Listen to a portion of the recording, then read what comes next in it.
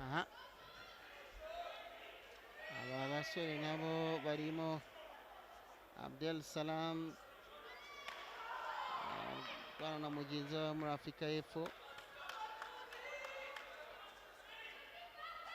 Reba uburyo nabo baza kuba babyitwaramo.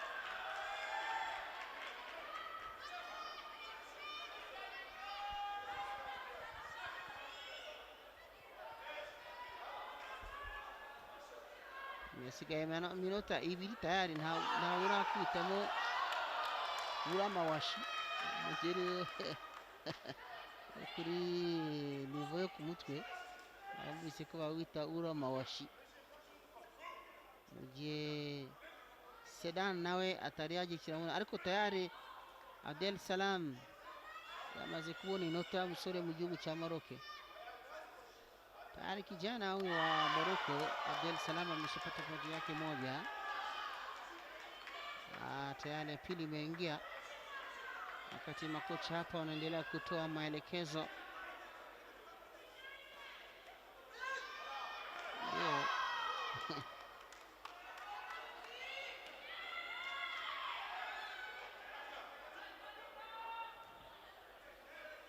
Haya, zinasalia dakika 2 sekunda takriban 10. Jaribu kukwepa.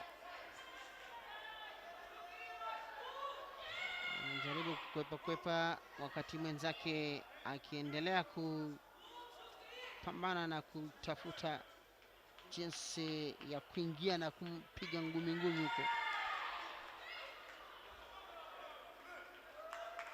Shukry bin Sedan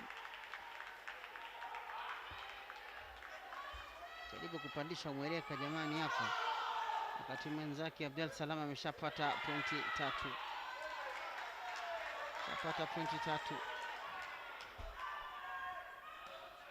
Tafuta kupiga mweleka wa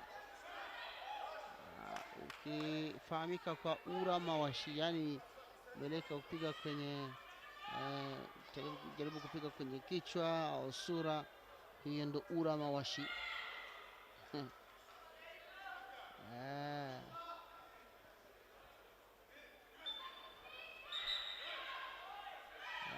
Kuna ingine inaitwa upimawashi. Sasa hiyo nayo upimawashi nayo n'umugeri nawo ukubita usano ukubitisha usano ukubitisha ubushi bw'ikirenge mu Kinyarwanda niko babivuga. Abanyafrika y'Epfo nabo bakomeje gutanga support hano. Amasegonda munota 10 n'amasegonda. Reka nze gutiminga sha, nze gutiminga ngutere. Ndaro kukirana ubwenge bwinshi cyane hano. Abushyizemo akandi kantu hano.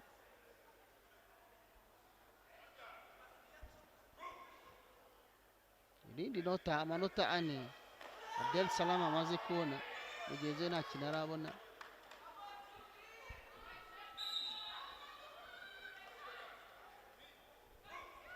Ati mufunge neza iyo mikandara yanyu.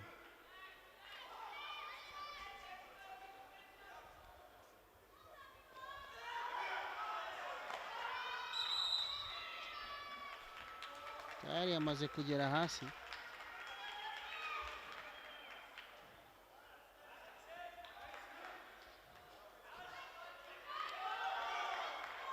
Abdessalam amanota 5.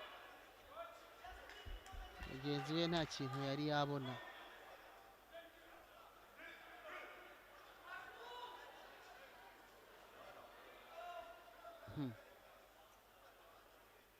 Amasegonda 50 na gera hariya. Ntabwo yari yayabona. Giye kurangiza kubitiwe kuri 0 mwokagira imana mwe bose. Giye kurangiza kubitiwe kuri 0. Abdessalam amanota 6 tayari arayafite. Mu gihe dusigaje amasegonda agera kuri 28.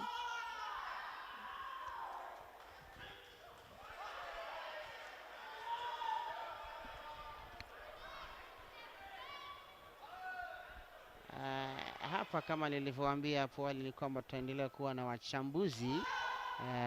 wachambuzi ambao wanaweza kuchambua, kutoa maelezo ili kueleza jinsi hali ya mambo ilivyo hapa, wanatumia mbinu gani kushinda.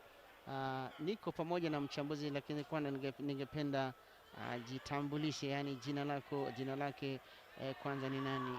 Karibu tena wewe, jina lako nani kwanza? Asante, mimi naitwa kwa jina ya Maître Masimango Emedo, na toka kwenye DRC.